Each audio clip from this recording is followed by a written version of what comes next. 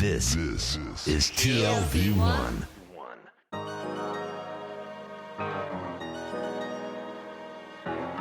The Tel Aviv Review with Gilad Halpern.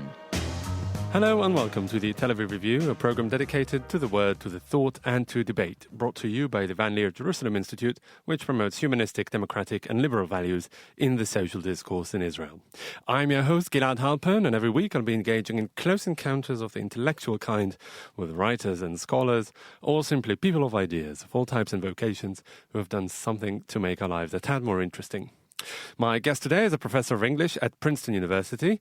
She is the author of a new book entitled Bridge of Words, Esperanto and the Dream of a Universal Language that was recently published by Metropolitan Books. And it tells the story of one of the most ambitious social experiments in modern history. She's now joining us on the line from Princeton. Professor Esther Schor, hello and welcome to the Tel Aviv Review. Danke und saluton, Gilad.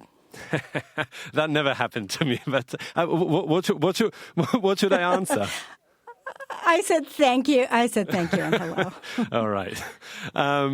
So Esperanto was conceived at the turn of the 20th century by a somewhat eccentric Polish-born Jewish doctor, Ludwik Zamenhof. What can you tell us about him and about the socio-political context in which the idea first emerged? Well, Zamenhof was born in Bialystok from parents who were from there. And his father and grandfather before him were foreign language teachers. They were Jews who were involved in their synagogue. His father read Torah. But his father also was a censor for the Tsar of Yiddish and Hebrew books. So he grew up in the Russian Empire at a time of change and at a time of emergency for Jews.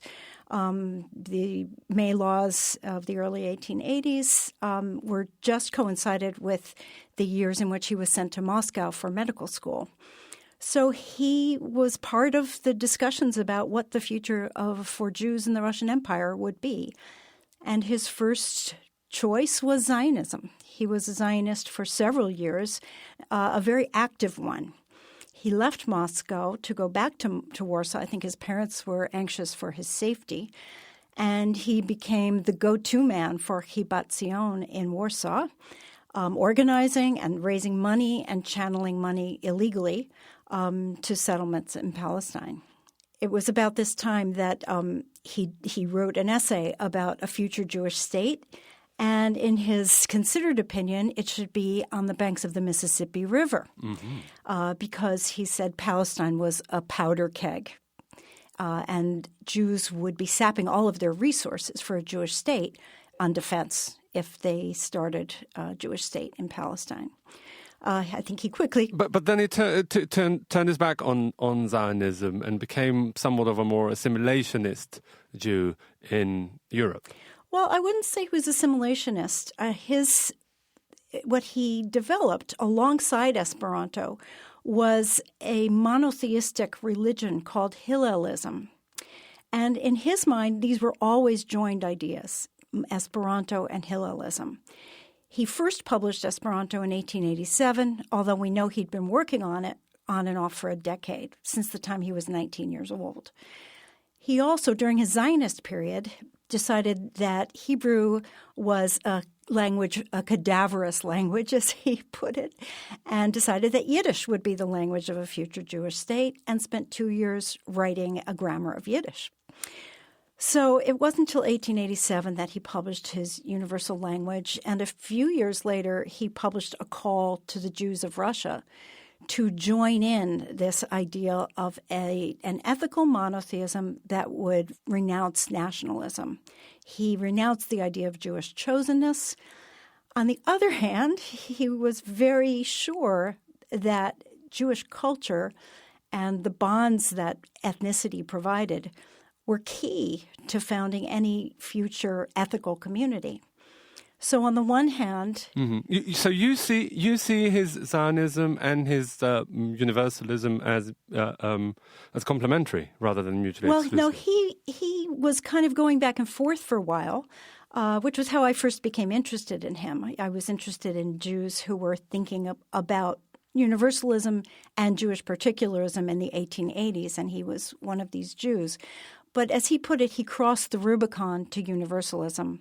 He became very disenchanted with the settlement that he was funding. He called them Don Quixotes, which is somewhat amusing because people would certainly call him that in time. But he made a decisive break. Although he never denied that he was Jewish, he interviewed with Jewish periodicals, and he was certainly the victim of anti-Semitism. Mm-hmm. And how did Esperanto become a global phenomenon, at least a European phenomenon, something beyond the boundaries of Zamenhof's immediate surroundings? Well, it spread because Esperanto had one very lucky break, which was the decline of another invented language called Volapük. And this was invented a few years before by a German priest. It was really very much the opposite of spirit of Esperanto. It was rather esoteric, although it did catch on. And there were Volapük groups in Sweden, say, in Germany. And these groups forswore Volapük and took up Esperanto. By 1900, the French had a following in France. And in France, it had a following among the elite, among university professors and mathematicians and philosophers. The story of how Hillalism and Esperanto parted ways in terms of the official propaganda was that in 1905, the first Congress was in Boulogne, and the Congress Organizing Committee was evenly split between Dreyfusards and anti-Dreyfusards. And the anti-Dreyfusards were very upset by Zamenhof's plan to speak about Hillalism in his inaugural address. And they made a deal with him. Essentially, you must drop this entirely and not speak about it, or we will not promote Esperanto in France. Yeah, which brings me to my next question, Esther.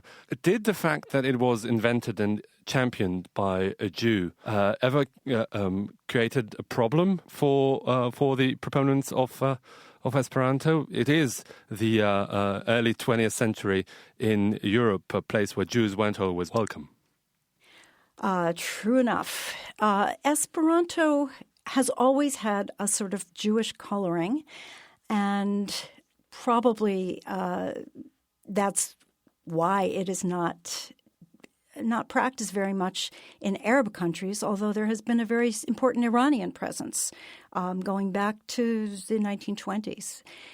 There is a fascinating chapter in the history of Esperanto, which was researched by an Israeli Esperantist named Doron Modan. And he discovered that, in fact, between 1934 and 48, there was a lot of collaboration between Esperantists based in Palestine and Esperantists based in Cairo. And, in fact, there was an organization that was being developed for a regional Esperanto association called PROEL. It was the Near Eastern Esperanto Association. And they were going to collaborate on teaching materials, propaganda materials. They were going to have annual congresses that alternated, and even the headquarters was going to alternate between Tel Aviv and Cairo. In 1944, the head of the Egyptian Esperantists, a man named Tadros Megali, came to Tel Aviv for the first Congress of the Palestine Esperanto League and invited the Jews back to Egypt for an 8-day Congress. This never happened. And by 1948, this joint venture, quite utopian venture, really had fallen apart. Yeah, you said earlier that it wasn't really the first invented language to seek followers. In fact, there were quite a few. What do you think made Esperanto that popular, and why did it succeed while so many others failed? Well, Zamenhof was very shrewd in the way he pitched it. He pitched it as an entirely practical project. In 1887, the inaugural pamphlet says, this is part of the world of progress. This is part of a new world of the telegram and of networks and of international standards. And it's very easy and quick to learn. For example, within the time it takes to read this pamphlet, you could have learned it, this kind of pitch. He downplayed the ideological side of it. From the beginning. Esperanto is rather easy to learn. It's completely regular in terms of its verb structure. And what he did was extremely unusual in the history of language projects. He invented 900 roots, which could take different endings and were very flexible, could become different parts of speech. And he made a list of affixes, prefixes and suffixes for word building, and a list of 16 rules which are still in effect to this day. They're called the untouchable rules of Esperanto, or the fundamento. And with this group of 900 words, he gave the language to its users. Now, this was unprecedented. I think it's his most visionary act. And the Esperantists themselves have made their language. I like to say it's not a mother tongue or a fatherland, but it is a child that they've collectively made. And there's this tenderness toward the language. You know, my younger readers have said to me, hey, you know, what he did was crowdsource the language. And I thought, well, yeah, that is precisely what he's done. So the language has grown on the tongues of its users since then. Well, what are really the linguistic tenets of Esperanto? Does it resemble any other language that we know? Well, the lexicon is largely Romance-based. And since Esperanto is so much like Yiddish in the fact that it mixes languages, I really paused over this. And also knowing that Zamenhof had spent 2 years modernizing Yiddish and making a grammar. And what I decided was that Esperanto sort of flipped the ratio of Germanic and Romance languages, lexicon. So Yiddish has very few words that come from Romance languages and many that come from German. And Esperanto flipped it, so it's primarily Romance language based with some German and some Slavic. And Zamenhof took all of his prepositions from Latin and Greek. So you have this mixed language, which was felt very comfortable for Europeans. And because it was so Eurocentric, that's why it caught on in Asia. And you asked me before, how did it catch on at remote distances from Zamenhof? But Esperanto coincided with modernization projects in terms of language, both in China and in Japan in the 19-teens. And it became embraced in those countries as a way of modernizing the country. And it has had a very strong presence in both China and Japan ever since. How interesting. Did you personally first become interested in Esperanto for the purposes of this project? Essentially, yes. You know, I'm a language freak, and I've always been interested in languages. And Esperanto, you know, was somewhere in my brain for decades. I was not an Esperantist. I didn't speak any Esperanto. But I was looking for a project after I finished a biography of the American Jewish poet Emma Lazarus. And I thought, well, Zamenhof is a very interesting figure who was active at the same time. He was another Jew who was thinking outside the box about universalism and Zionism. He was thinking actually way outside the box. And so I started studying the language in order to read his papers. And it was when I spent 3 weeks in an immersive environment at the University of California, San Diego, that I thought, you know, wow, this is a world that people know nothing about, particularly North Americans. And what these people have done is just remarkable. It was also a ton of fun. I just loved every minute of it. I loved the wit and the sort of generative quality of Esperanto and people improvising new words. For example, someone I was with those 3 weeks used the word kromcerbo for his smartphone, which means a spare brain. And I loved that. So I thought I need to write a biography of this people rather than this one person. Yeah. So basically it's a collective effort that's ongoing to this day. Very much so. I mean, Esperanto has a presence in 70 countries, all 6 continents. And to write this book, I decided to travel to Esperanto gatherings. So I went to Hanoi, I went to Cuba, I went to Poland, and I ended up spending a couple of weeks in an orphanage in Brazil that was started by Esperantists back in the 70s, a remarkable couple named Ursula and Giuseppe Grattapaglia. And they invited me there, and this place is sort of a legend in the Esperanto world, but very few people go there. So I got on a plane and went, and it was just a fascinating experiment. So are there any people anywhere in the world who speak it as a first language? Sure. There are certainly people whose parents met in the Esperanto movement. Esperanto may have been their only common language, or else they are simply ideologues who feel that it would be wonderful to raise children in this language. Children who do grow up speaking Esperanto usually speak 3 languages. They speak the mother's language, the father's language, and Esperanto. And if they're living in Rome, say, they're going to learn Italian as well. So these probably estimated around 1,000 children who were raised speaking Esperanto. So, and what can you tell us really about the general profile of the Esperantists? Do they treat it as an intellectual exercise or maybe a hobby? Did they learn Esperanto just like because they didn't feel like, I don't know, learning to play a musical instrument? Well, I would say there are many, many reasons people decide to spend their time doing something that's going to have absolutely no remunerative value for them.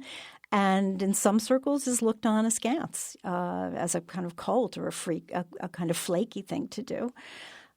Some people certainly are idealists, and they still believe in the, quote, internal idea of Esperanto, which probably is sort of leftist socialism, sort of to be very general about it, but it has meant many things to many people. There are other people who are honored by the history, to join the history of Esperanto. This is a language that people have died for. And certainly the Jewish taint of Esperanto was on the minds of Stalin and Hitler.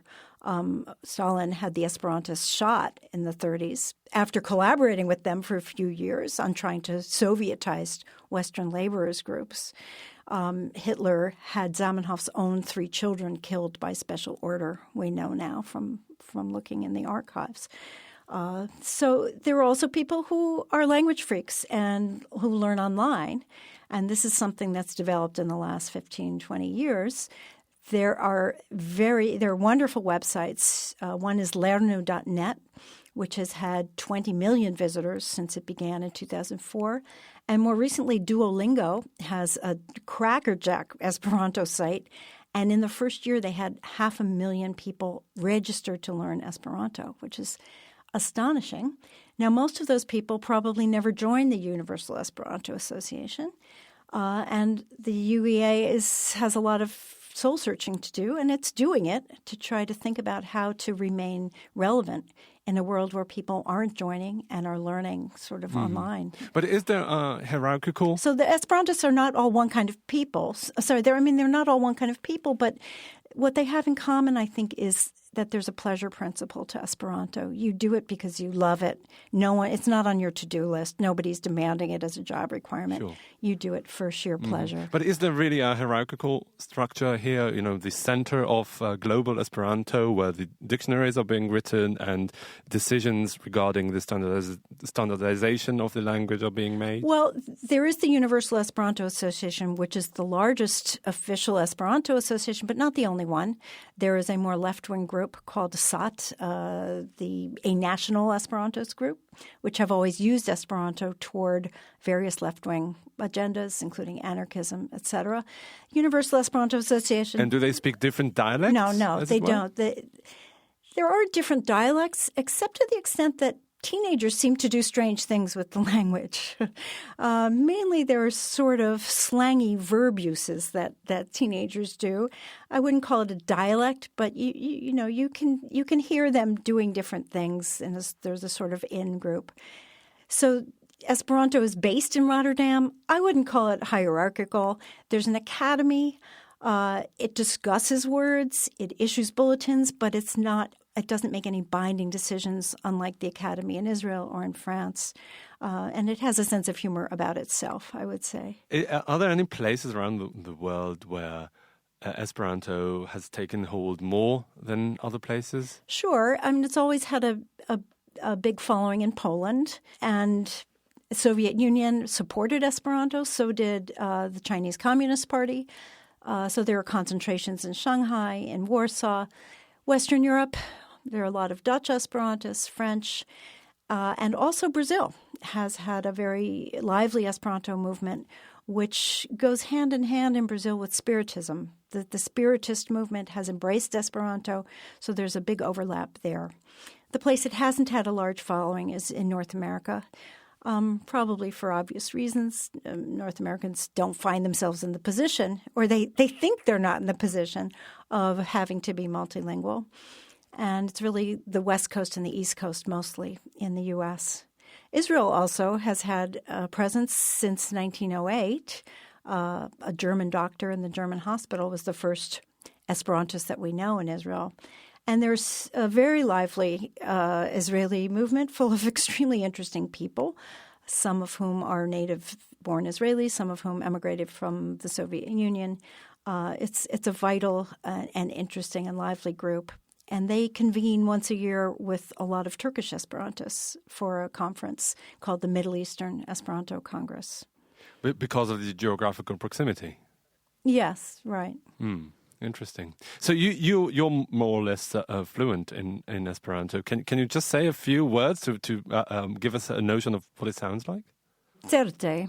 Ĉiuj demandas al mi kiel sonas Esperanto, do tio dependas de kiu parolas. So I'm saying, everyone asks me what Esperanto sounds like. Well, this depends on who's speaking. A French person will speak Esperanto and sound like they're speaking French because they're using the phonological practices of their own language. An Italian will speak, and it'll sound as if he or she is speaking Italian, and the gestures certainly look Italian. I have videotapes of people from different languages speaking Esperanto. You can sort of tell. And Americans can speak it with a horrible American accent, and Japanese, etc. Mm-hmm. How interesting. All right, Professor Esther Schor, thank you very much for joining us today. You're a professor of English at Princeton University, and we just discussed your new book, Bridge of Words, Esperanto and the Dream of a Universal Language. Thank you very much for coming on today. Dankon, Gilad, ĝis la revido. Whatever that was, thank you so much. Bye-bye. And also, big thanks to Itai Shellam and to Tammy Goldenberg, our sound engineer, and to the Van Leer Institute for the generous support. If you like this podcast, there are many more where it came from. Just go to www.tlv1.fm/podcasts and take your pick. Also, check out our new website, telavivreview.org, and like us on Facebook. You can follow me on Twitter at #Gilad_Halpern. I tweet mainly about the review. And don't hesitate to get in touch with your comments and suggestions. Join us again next week for another edition of the Tel Aviv Review. And until then, goodbye.